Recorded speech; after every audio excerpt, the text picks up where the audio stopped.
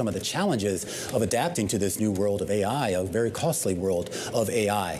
And while investing in that space is a top priority for those in the C-suite, as we just learned, it's not the top priority to keep business running as smoothly as possible. That's according to a new survey on digital disruption that's just out this week. And one of the men behind that is joining us right now. Simon Freakley is the chairman and CEO of Alex Partners. And Simon, it's always great to talk to you because you kind of understand these trends better than most people because you talk to a lot of these folks here. And we focus so much on just these small cohort of companies that we know are spending on AI and have to spend on AI. What about the ones outside that realm? Well, one thing we know, Romain, is that AI is going to change every job in every industry and every geography. So the change is going to be profound. The speed at which that happens is another question. Having said that, for most businesses that will need to access large language models, there are already many hundreds of them to access. They're the main ones we all know about, but there are so many large language models now and more to come. The winners are not going to be the people with the best large language models. The winners are going to be the people who have the best data and know how to use it. So for chief executives of corporations, our clients I speak to every day, the 3,000 CEOs we survey every year on these topics, what they're now starting to understand is they'll have a range of large language models to choose from, but the key is to capture and understand their data. Do they have the capability to do that now, or is this something they kind of have to build out over the next, months and years? Well, there's a lot of exploration going on. And I sit in our clients' board meetings, probably 50% of the board meeting is talking about AI and generative AI. When you look at their budget line item, less than 10% of their IT spend is on AI and generative AI. So at the moment, it occupies much more of their mind space than it does their budget space. But I think the budget will keep up.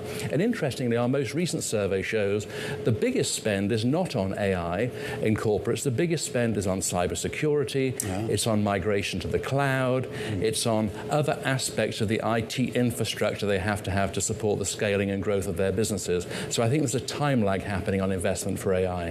Okay, yeah, that makes sense that you want to make sure that your systems are safe first before you then plow more money into your systems overall. You mentioned the winners are those who get the data and know how to use it properly. Yes. Are these new skills, or is this something that requires hiring and training people?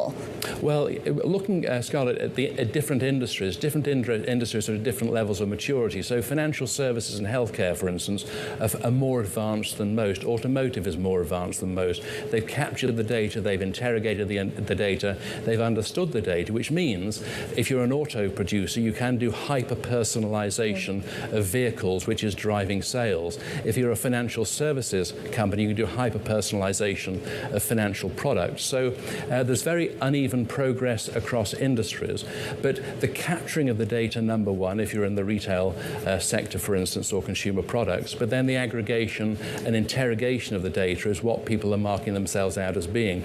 But one thing I would say, Scarlett, is that what we're seeing is when we look at top quartile performers in any of these industries, the top quartile performers are doing a number of things similarly, and one of those things is that their head of digital strategy is joined at the hip with the head of business strategy.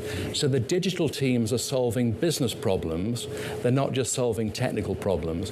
And our analysis shows that 80% of all investment in AI and generative AI fails, and it's largely because they're not focused on the core of the business issue. They're trying to solve a technical issue. I see. They're almost working on different problems entirely, as opposed to thinking of the main crux of the issue here. Exactly.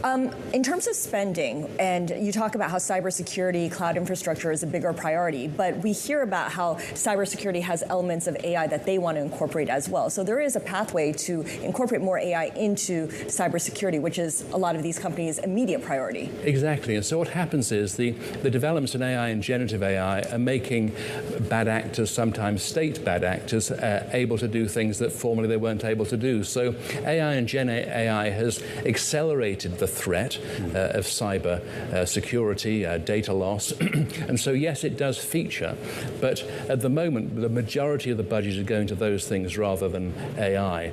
And what's so interesting as well, as I move around the world talking to our clients, is that people have pretty much understood how to use AI and generative AI for efficiency. You know, all the stories we hear about the efficiency of call centers and internal Q&A resources.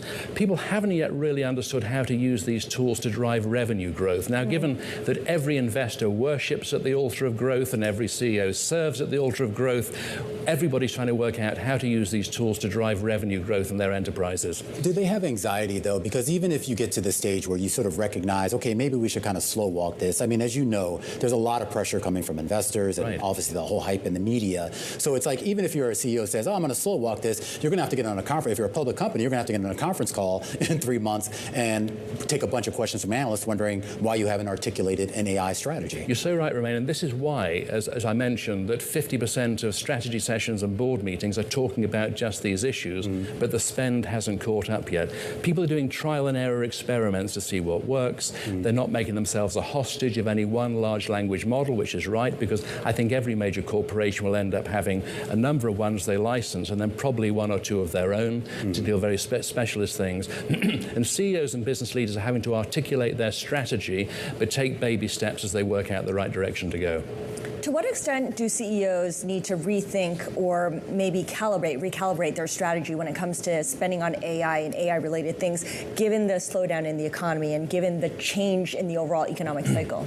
Well, interestingly enough, the inverse might be true, which is given the headwinds in the economy, given how difficult it is to reach for revenue growth, what investments should be made deliberately and boldly now to try and outrun those forces? So people are saying, you know, look, let's take pricing, for instance. Can we use generative AI to come up with really imaginative, dynamic pricing such that we can then add revenues to top line through better pricing? You have the same discussion about fulfillment in retail. In grocery chains, for instance, if more and more people are ordering groceries online, should the stores be more set out for the pickers than the shoppers?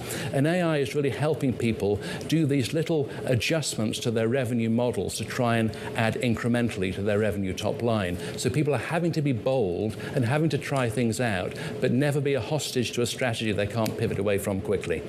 Interesting. Simon Freakley, thank you so much for joining us. Simon is CEO of Alex Partners.